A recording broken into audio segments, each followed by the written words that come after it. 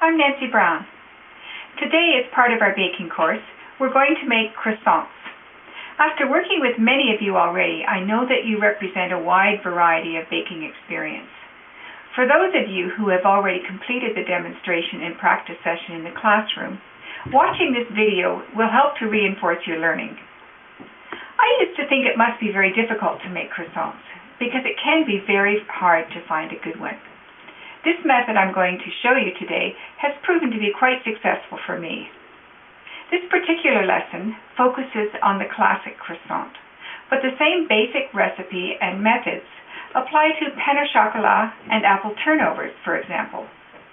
The website includes cutting instructions and links to short videos demonstrating how these pastries are shaped. Okay, let's get going. For reference, here's our website address if you'd like to make note of it before we begin our demonstration. As I mentioned earlier, the recipe I'm using here can be found on the website. You have 5 ingredients only. It's a very simple recipe. It has all-purpose flour, granulated sugar, instant yeast, salt, and slightly warm water. And all of these can just be poured into your mixer bowl, one at a time, in no particular order.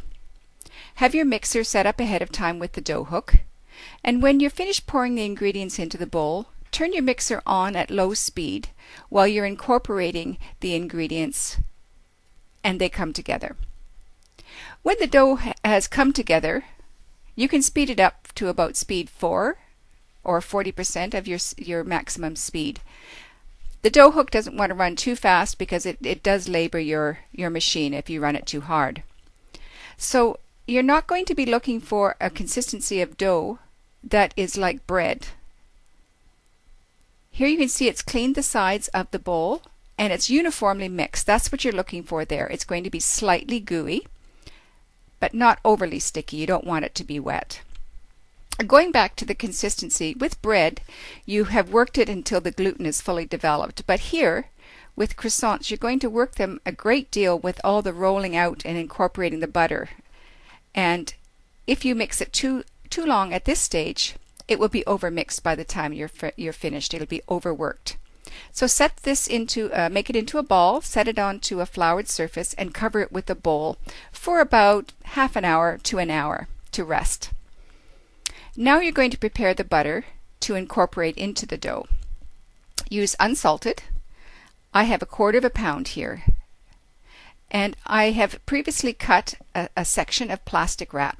And this is going to be used to actually define a 6-inch square for the butter. So you're going to wrap this around your butter, leaving about a 6-inch square of plastic to work the butter into. Make sure your butter is cold. That really is a very important rule here. So throughout the entire process, your butter will be cold. As it warms up, it's going to get very soft and it will tend to leak out of your dough, and you don't want that. You want to keep all this good butter inside your croissant. That's what's going to make it nice and fluffy and flaky. So if you do this butter preparation into the plastic ahead of time, pop it into the fridge until you're ready to use it. Work it into the edges, into the corners of your plastic. And now you're ready to work that into your dough. This is going to be the very beginning of your laminating process. Lamination of the dough is when you layer the butter and the dough together,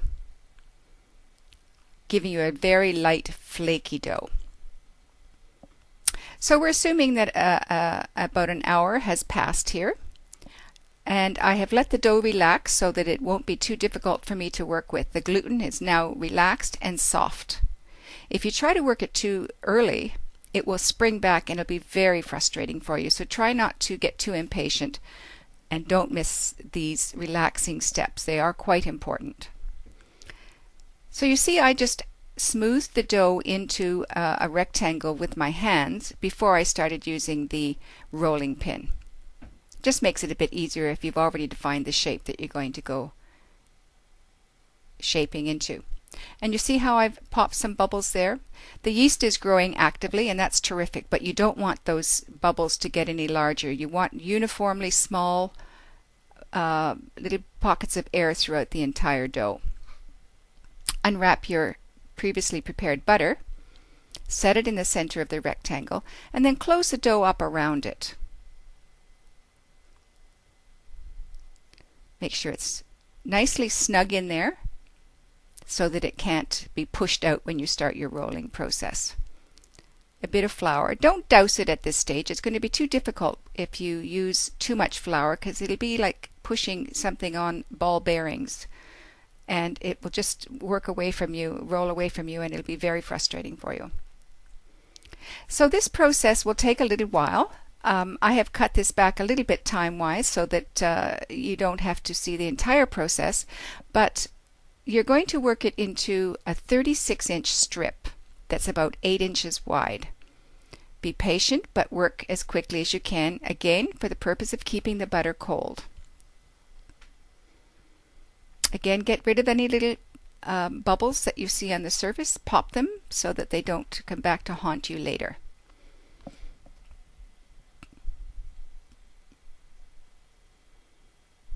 Now, at any stage in the process, once you have got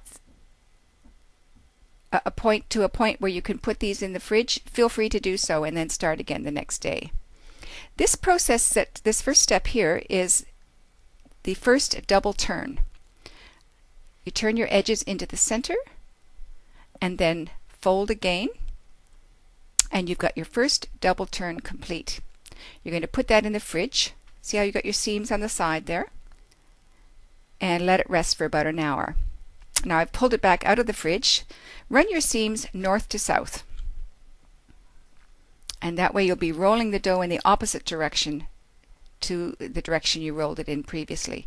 Now we're going to cut this step a little bit short for you to see because it's exactly the same as before. We're going to create another 36-inch long strip, again about 8 inches wide.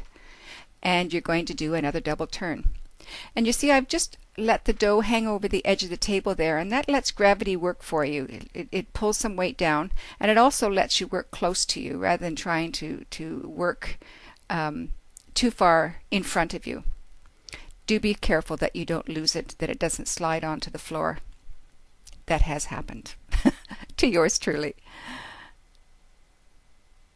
So now you're going to put this into another double fold, just like before, ends into the center, and then fold again. Now you have 2 double folds, or you could also call them turns. You have 2 double turns done. Put that into the fridge for another hour, let it rest. Now you see I've pulled it back out again, and I'm starting to work on it again, and this is the last turn. This time you're going to use a shorter piece of dough. You're going to roll it out to about 30 inches, and instead of a double turn, you're going to do a single turn. Again, any little bubbles, pop them.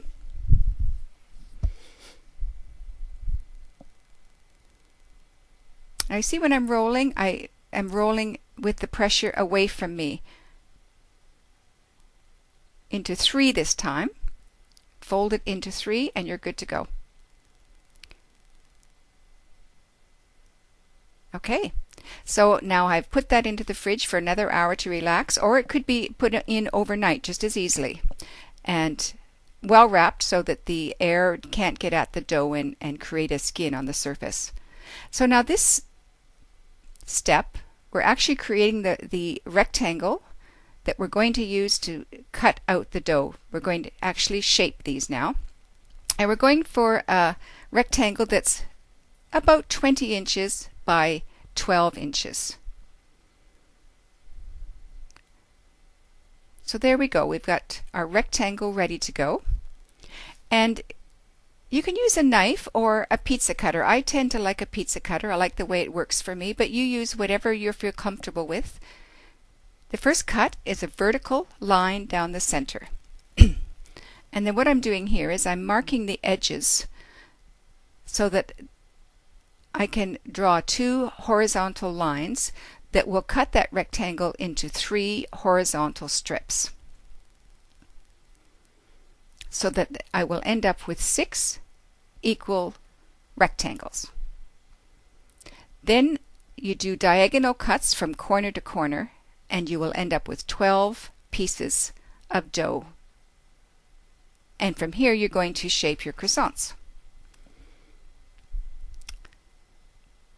A nick in the top, stretch it a little bit, stretch it end to end.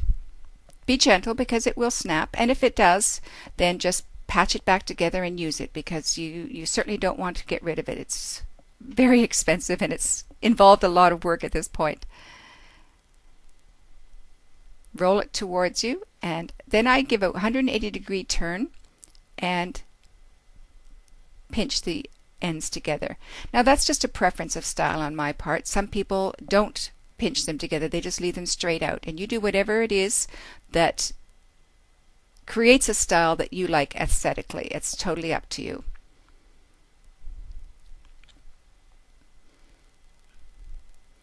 So holding the end with one hand, roll it towards you with the other.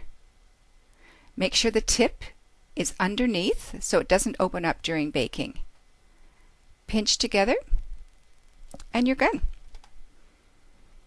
So now you'll get a baking sheet, cover it with parchment paper, and each sheet will fit 6 croissants. So you'll need 2 baking sheets because you have made 12 croissants. I have let these rise so that they're about doubled in size. I've covered them with, in this case I used another pan. I just inverted another pan over it to keep the air off it, and I set it into a place out of drafts, not hot but not cold. And I'm making an egg wash here. I broke 1 egg into the bowl and put about a tablespoon of water in. You could use milk or you could use cream. And then with a whisk, just whisk it together till it's all smooth. With a pastry brush, just apply it to the exterior, cover it all up. Be very gentle at this point because the croissants are at their most fragile state here. They're fully risen and they could be easily deflated. Don't use too much of the egg wash because egg wash does not only create a shine on the finished product, but it does make them darker, and it could fool you into thinking they're done. Here's a shot before they're done. You'll see there's some white lines on them. They've been baked at 375 degrees for 20 minutes at that point. This shot, I have put them in for another 5 minutes and they're more equally brown all over. Let them sit there for about 5 minutes after they come out of the oven, and then put them on the rack to cool. And voila, your finished product. Bon appetit and congratulations.